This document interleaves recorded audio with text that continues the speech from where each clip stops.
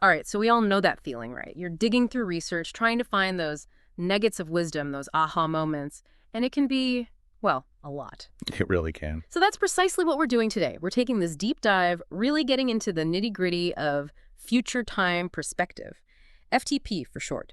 We're basing this on some fascinating work by Dennis M. McInerney in the Educational Psychology Review. And it's all about how we, as individuals, think about and relate to our own futures.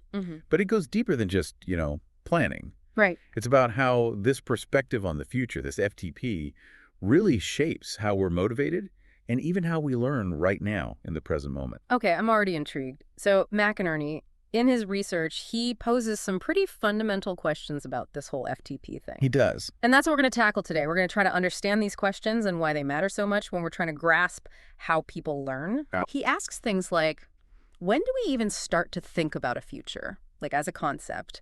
How far ahead do we typically think? And what kind of future are we picturing? Right. But then he gets to the really juicy part. Yeah.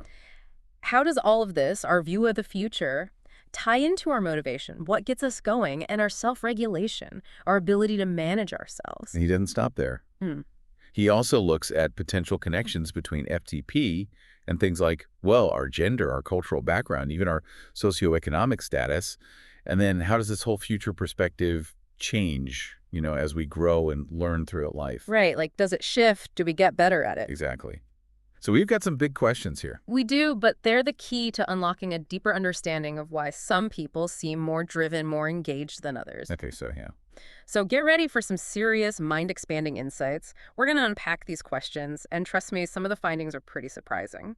Let's kick things off with the basics. When do we actually begin to grasp this whole idea of a future? Well, developmentally, it's fascinating. McInerney links back to some of Piaget's early work on how children build a sense of time. It's not like it's just there from day one. It's a process, right? It really is. Yeah. Very young children, they're mostly in the now. They're still trying to figure out the order of events. So basic concepts like before and after. Exactly. That's the foundation.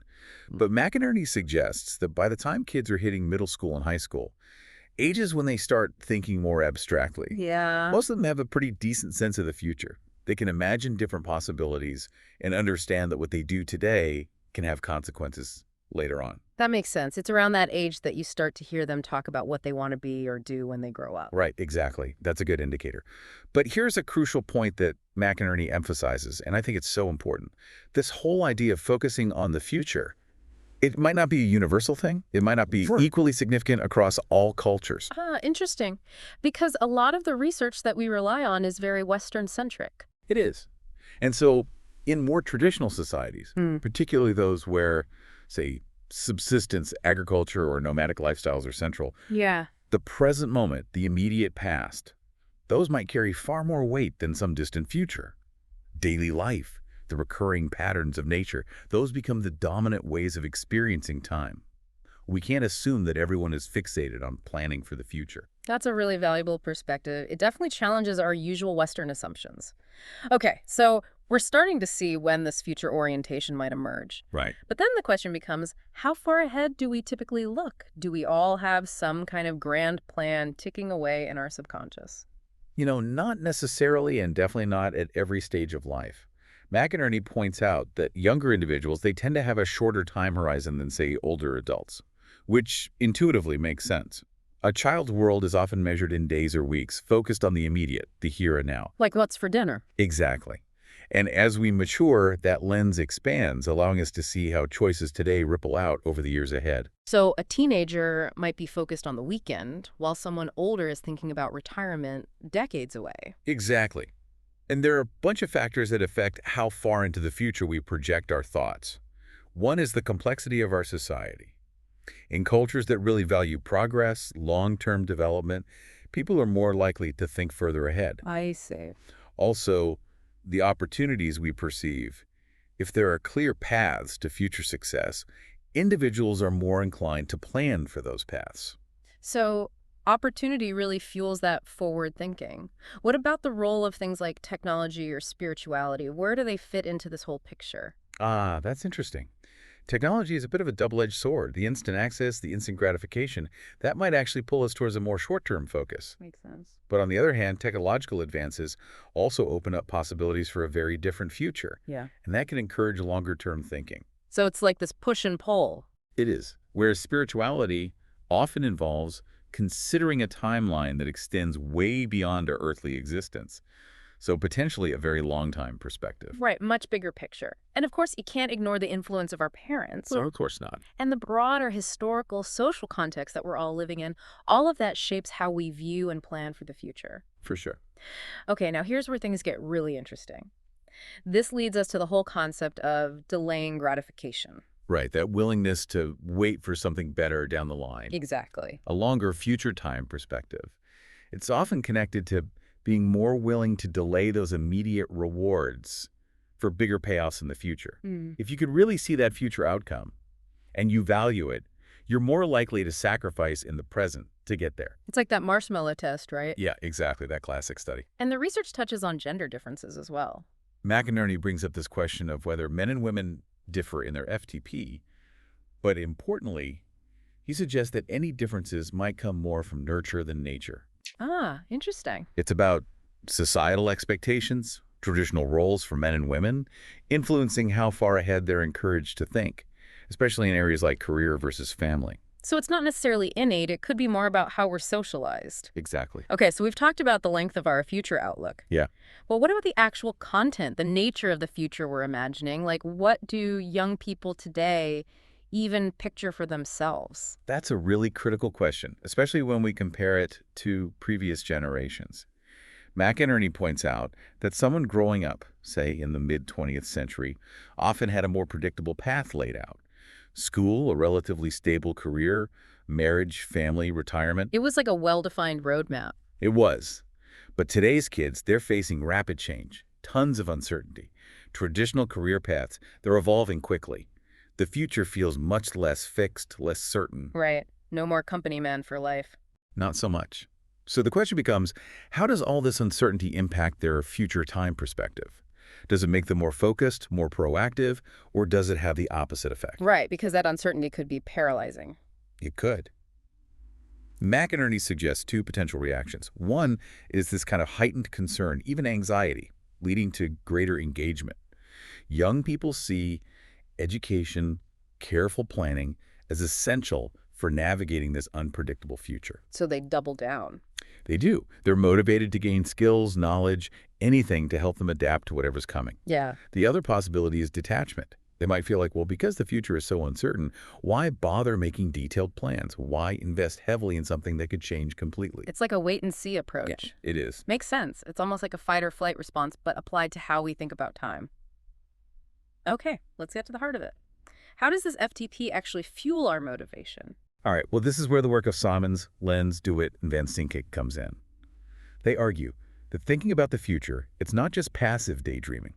Right. It involves actively placing our goals, our plans, those ongoing projects we have within that future timeline. We're using our vision of the future to direct what we do in the present. So it's like having a mental roadmap. Exactly. Yeah. And they found this strong link between having a longer FTP, thinking further ahead, and perceiving the tasks we're doing right now as useful, what they call utility value. If you know where you want to end up, you're more likely to see the steps you're taking today, like studying for an exam, as directly contributing to your journey. So it all has meaning. It does. But if that future is unclear or feels far off, then those present tasks can seem less relevant, disconnected from your real life. I can see that. And this can lead to lower motivation, less engagement. And their research showed something else that's fascinating.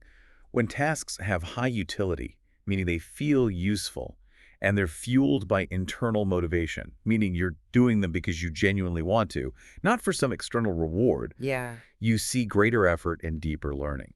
That's so intuitive, though, right? If you understand why you're doing something and it aligns with your own goals, you're naturally going to be more invested. Exactly.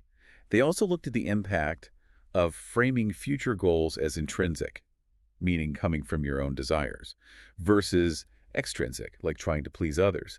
And no surprise, having those intrinsic future goals had a positive effect on learning, performance, even persistence on difficult tasks. Interesting. And similarly, they found that learning environments that support autonomy, where students feel some control over their learning, Right. were more effective than those that felt overly controlling. So for teachers listening, the takeaway seems to be about helping students connect what they're learning to their own aspirations, nurturing that inner drive. Exactly. Yeah. Make the usefulness of schoolwork clear and create classrooms where students feel ownership over their learning. It can make a huge difference. Now, McInerney did this really interesting 5-year study looking at the motivation of Native American and Anglo-American students. Yeah.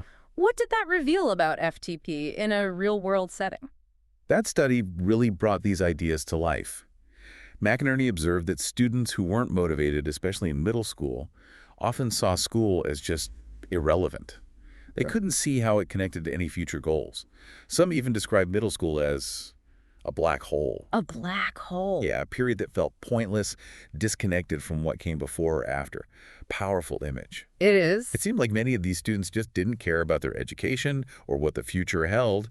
But then there was this stark contrast with other students. Who are more engaged. Yes, these students were very future-oriented. They could articulate their aspirations, often involving college-specific careers. These future goals acted like a compass, guiding their efforts in school. They felt more in control of their own destiny. So they saw the connection, the purpose. They did. And McInerney noticed that, in general, students' attitudes towards school became more positive as they moved into high school. He attributed this to increased maturity and a better understanding of how education could shape their future. So that connection clicked into place for more of them. What were some of the specific motivations that the Native American students talked about?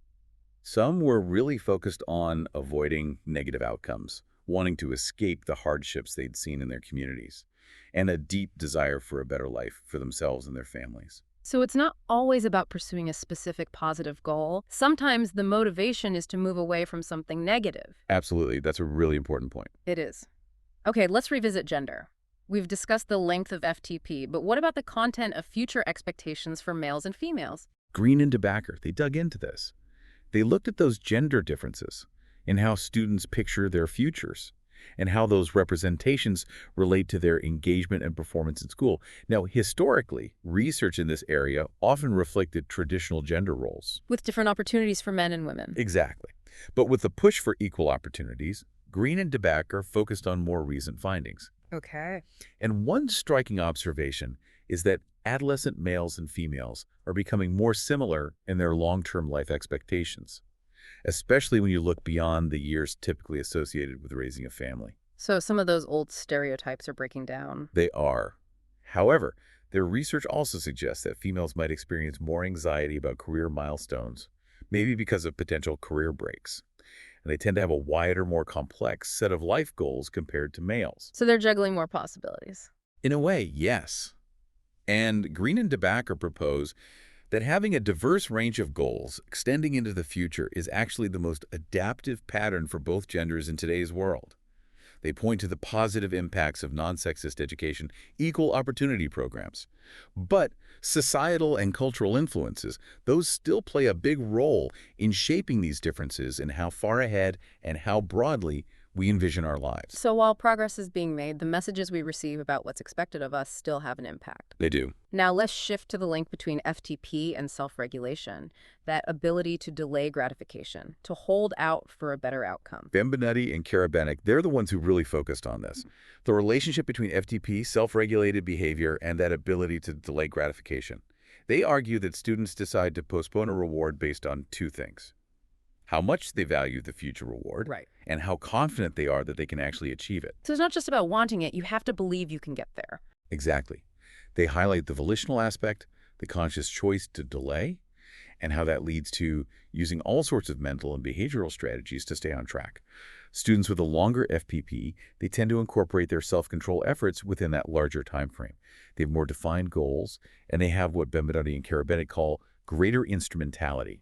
It means they see a clear link between what they're doing now and those future outcomes. So it's about seeing those steps, that path. They even developed a tool to measure this, didn't they? The Academic Delay of Gratification Scale. Yeah, the ADOGS. Research using this scale shows that students who are better at delaying gratification are also more likely to use effective cognitive and behavioral strategies to manage their learning, reach those academic goals. Mm, But Benvenuti and Karavetic, they point out that we still have a lot to learn about how this ability develops right. and the exact causal relationship between self-regulation and delay of gratification. Like, does having good self-control lead to a longer FTP, or is it the other way around? It's a chicken and egg situation. Kind of, yeah. Now, Miller and Brickman, they offer another perspective on the link between future goals and self-regulation. They do. And their view really highlights how having valued future goals can infuse our current tasks with meaning and purpose, especially in school. They argue that when we frame learning within a future-oriented perspective, like seeing academic success as a path to a dream career, Yeah. it boosts the perceived usefulness of that learning and therefore its motivational power. So suddenly that tough math problem feels less abstract if you see it as a stepping stone to, say, becoming a scientist. Exactly. Miller and Brickman say that these valued future goals, they guide our self-regulation, even the specific learning strategies we choose. They believe that a clear FTP is essential for genuine commitment to learning, even for tasks that might not be immediately exciting. And they bring in the importance of context, right? Absolutely. They stress that the future goals we value, the strategies we use, even our belief in our own ability to succeed, our self-efficacy, it all has to be understood within each individual's social and cultural environment. So it's not just about individual willpower. There's a whole ecosystem of influence. For sure.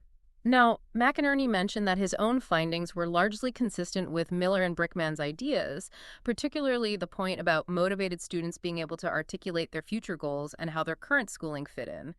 But he did see some differences between how clearly Anglo-American students versus some of the Native American students articulated those connections.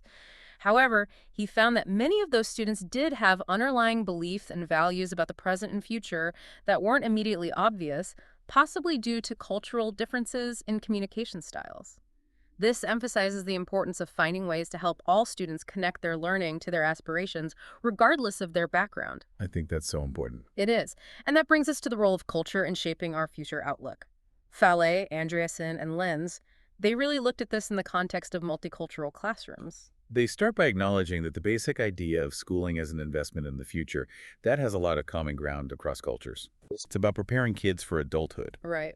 But they ask this crucial question: is this future-focused approach equally relevant or appropriate for everyone from a cultural perspective? Because cultures might prioritize different time orientations, different values. Exactly. Interviews with people from indigenous communities, for example, often reveal that the mainstream education system can feel very disconnected from their values. Yeah. The emphasis on a distant future, on individual achievement, it can clash with more collectivist values, Yeah. or a stronger orientation towards the present or the past, honoring traditions, ancestors. So it's about different ways of relating to time itself. It is. And in some traditional communities, extensive future planning might be viewed with caution or seen as less important than maintaining present harmony. So it's not just about different values, is it? Limited opportunities due to social or economic factors can also shape a person's future outlook. Absolutely. When social, economic, or political realities restrict future opportunities for certain groups, that can really weaken the motivational power of having a strong FTP. Yeah. If students don't see a realistic path between school success and a genuinely better future, their motivation is going to suffer.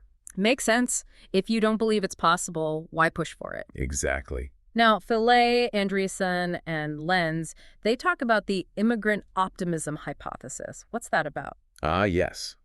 That hypothesis suggests that a strong future orientation is often tied to academic success for kids from immigrant families. Because they're adapting to a new society. Exactly.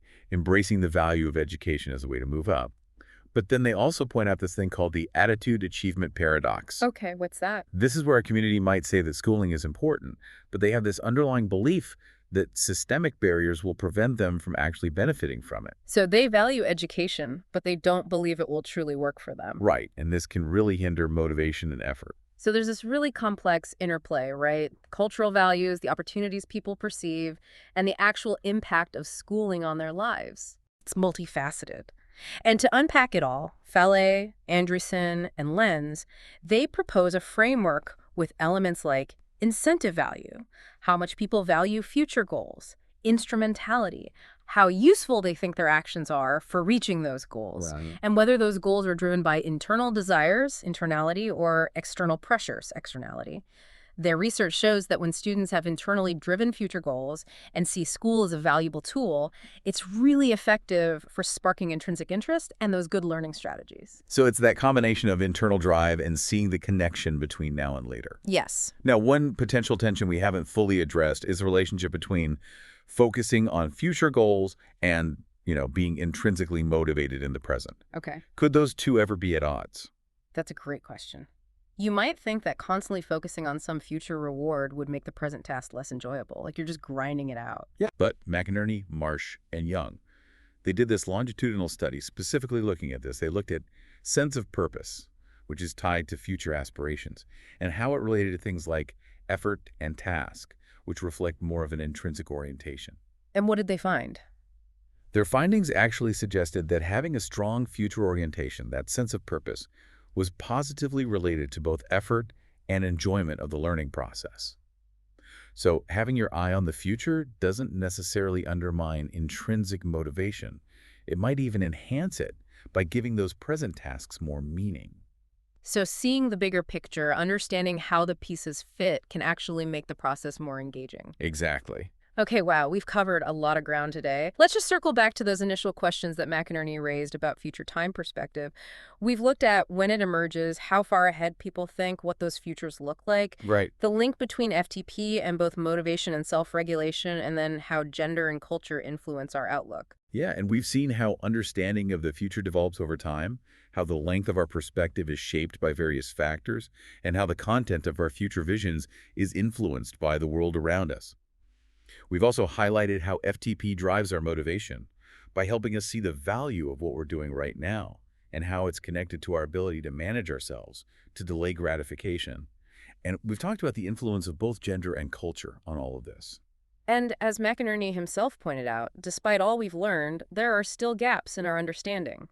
He specifically mentioned the lack of research on FTP in non-Western cultures. That's a really crucial point. Most of what we know about FTP is based on Western societies. We need more research exploring these concepts in different cultural contexts to get a more complete picture. So much more to learn. There is. This has been an incredible journey into the world of future time perspective. It's clear that how we think about our future is a powerful lens for understanding what motivates us, how we approach learning. It is. But it's also a perspective that's shaped by our own individual journey, our cultural context, and all those broader societal forces. And it really highlights the importance of considering all of those influences, both for our own self-awareness and for anyone involved in education or trying to understand human behavior. It's like a key to unlocking deeper understanding. It is. So here's something to ponder. How does your own future time perspective influence the goals you're chasing? What motivates you day to day? Are there cultural or societal influences on your future thinking that you haven't really examined before? And how might shifting your view of the future, maybe just slightly, impact your learning, your achievements, your sense of purpose? It's a great question to reflect on. It is. Thanks so much for joining us for this deep dive. My pleasure.